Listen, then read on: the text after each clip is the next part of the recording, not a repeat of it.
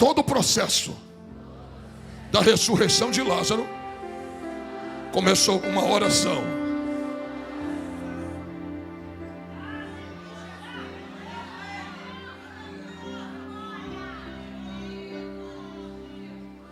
Todo o processo que Deus fez na minha vida começou com o joelho de um casal. Meu pai e minha mãe.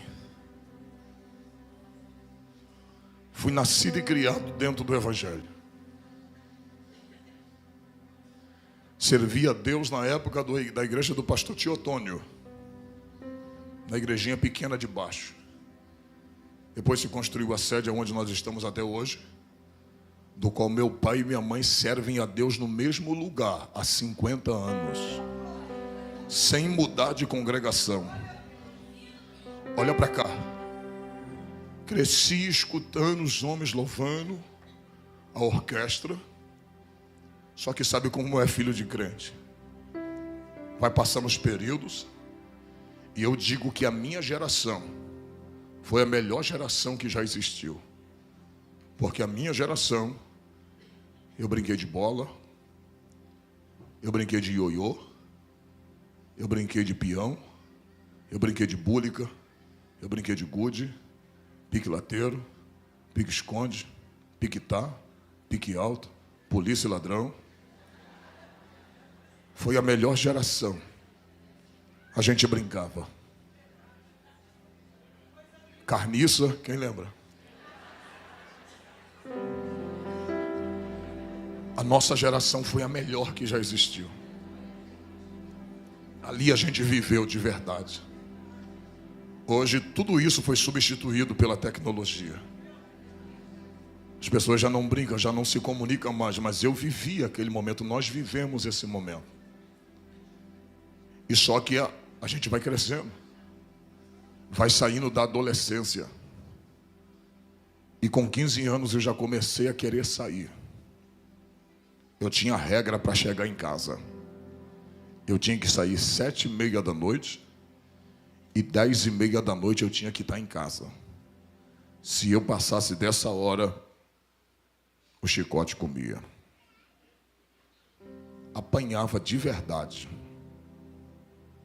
E eu me lembro que quando eu completei 16 anos, eu comecei, por curiosidade, a colocar o primeiro, 15 anos, eu coloquei o primeiro copo de cerveja na boca. E aquela foi a minha perdição. Porque naquela época, quando você bebia uma cerveja, você se sentia mais adulto. E o que eu fazia? Não tinha dinheiro para comprar o cigarro. Eu pegava as guimbas de cigarro com os amigos e começava a fumar. E chegava em casa, antes de chegar em casa, usava house. Ou então pegava a parte de dente na rua mesmo, com a escova que já botava no bolso, e escovava o dente e chegava em casa. Como se nada tivesse acontecido. Um dia, eu estava já com 16 anos, e nós estávamos saindo naquele dia, eu perdi a cabeça e bebi demais. E quando eu estava bem tonto, bem ébrio, um rapaz chegou para mim que se dizia meu amigo e disse: só tem um jeito de tu ficar bom. Eu falei: como? Ele disse: experimente isso aqui. Ele tirou um saco de cocaína do bolso.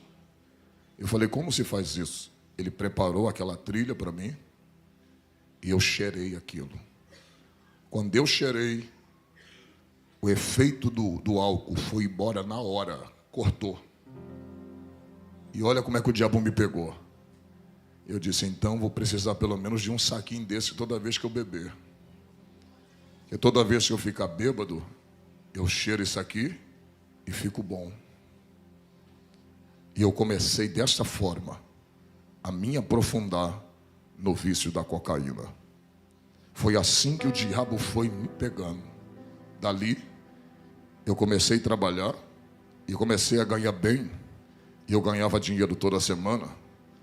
E R$100 há 20 anos atrás era dinheiro. E pelo menos do salário que eu tinha, R$100 eu pegava. E começava a não já querer comprar sacos. Eu comprava gramas de cocaína. Comecei a arrumar amizade com os rapazes da Boca de Fumo. E ali eu comecei a usar muita cocaína. Passei a usar, a usar cocaína, e quando eu ficava bêbado, eu ia, cheirava e ficava bom. Só que o tempo foi passando. Com 17 anos eu já achava que eu era dono do meu nariz. E eu já estava extremamente afundado na cocaína. Daí, eu já não queria mais gastar dinheiro. Aquela cocaína que eu pegava no morro, a gente já trazia para a Comendador Soares, onde eu morava. E dali, nós pegávamos aquela cocaína semi-pura, que nós tínhamos contato, e pegava aquela cocaína e colocava tudo quanto era desgraça ali dentro. Pó Royal, colocava xilocaína, Doril, tudo ali, misturava. E fazia aquela grande quantidade de cocaína. Então já não passei a ser mais usuário. Eu já passei a traficar. Eu mantinha o meu vício. Dali, a gente já começou a comprar armas, a usar armas. E nisso o diabo foi afundando a minha vida, sem eu perceber. Só que existia dentro da minha casa, e existe. Ela mora na casa dela e eu na minha. Mas uma mulher que não deixava de orar. Eu, por muitas vezes, vi minha mãe orando, dizendo assim: Deus, se quiser levar um dos meus filhos, leve, mas leve eles dentro de casa. Não me dá o desgosto de ver nenhum dos meus filhos estirado na rua. Nenhum. E nessa minha ida de tráfico, algumas coisas eu não vou poder falar, que está sendo gravado. Mas nessa minha ida de tráfico, eu me lembro que eu tinha alugado uma casa para traficar. E naquela noite, eu estava com aquele Magno 45, aquela 45 na minha cintura. E nós estávamos vendendo pó dentro daquele beco. Chegou um homem. E antes daquele homem chegar, eu passei por ele dentro daquele beco. E aquele homem foi o homem que veio para me matar. E naquele momento eu cheguei ali. Eu passei por ele naquele beco. Ele me deu boa noite. E eu dei boa noite para ele.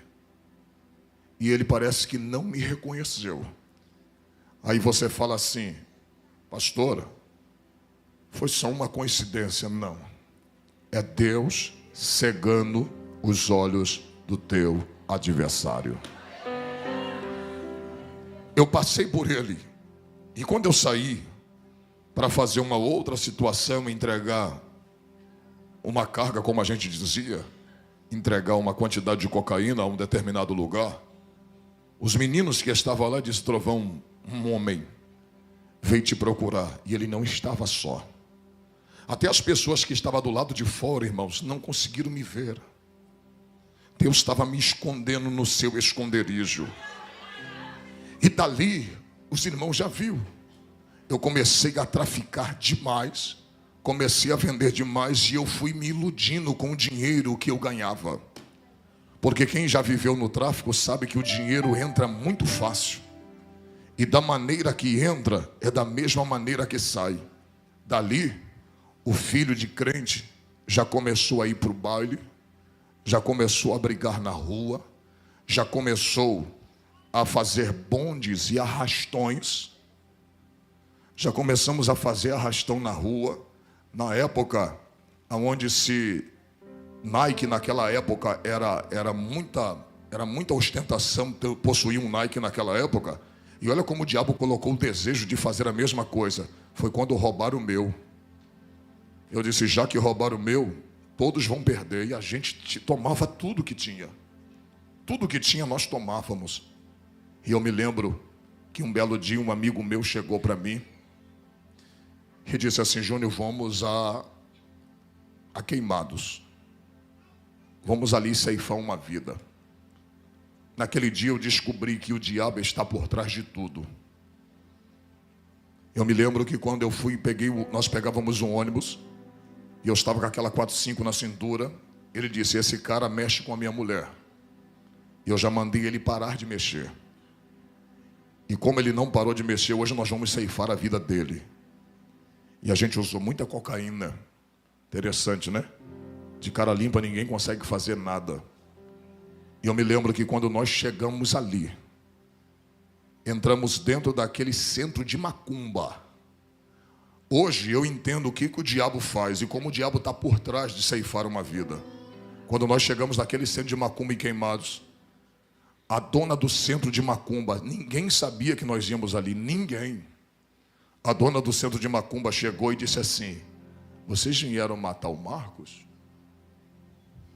Aí eu olhei para o Carlos. Ela falou assim: não mata ele aqui dentro não, mata ele aqui fora, para não sujar o centro. Mas ninguém sabia. Ninguém sabia.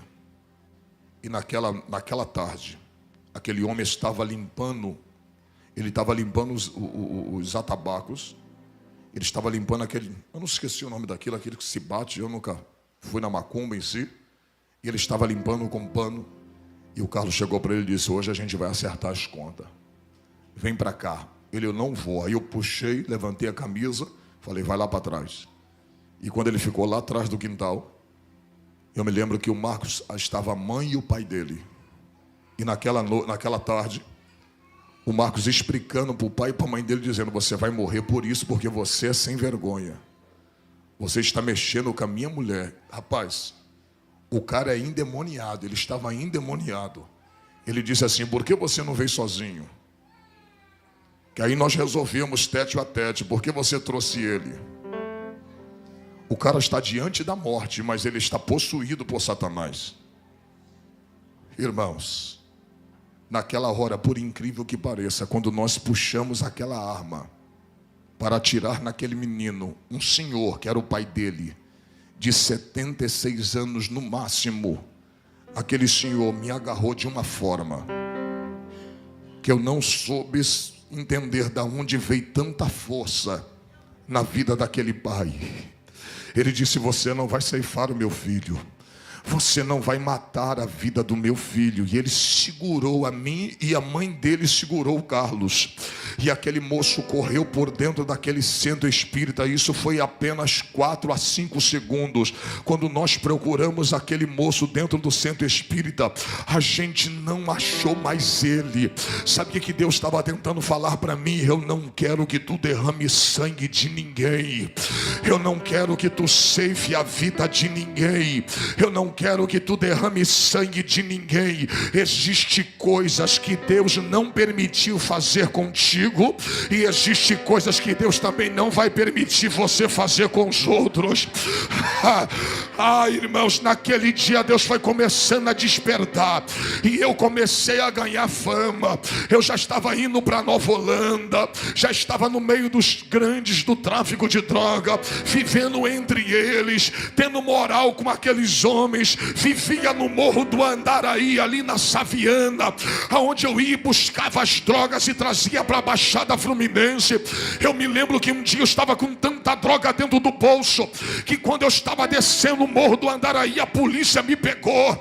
E quando a polícia me pegou, eu falei assim: moço, eu sou viciado. E eu conversei com ele, porque eu entendia que para ser malandro eu não precisava falar gíria. Eu nunca falei uma gíria, eu nunca disse qual é, eu nunca disse compadre, eu nunca disse qual é, irmão. Eu nunca usei isso, porque eu entendia que para ser malandro não precisava falar gíria. Aquele polícia me pegou e disse: rapaz, o que é que você está fazendo nessa vida? Essa vida não é para você. Sai dessa vida. Talvez o lá de cima está te dando uma oportunidade. Larga essa vida. Eu vou prender a tua droga. E sabe o que ele disse para mim? Se eu te levar para a cadeia, tu assina o 12 e tu vai puxar um bom tempo de cadeia, mas alguma coisa está me dizendo para mim ficar com a tua droga e deixar você embora. Era a oração da minha mãe dizendo: cuida meu filho, guarda do meu filho, livra a vida do meu filho, proteja a vida do meu filho.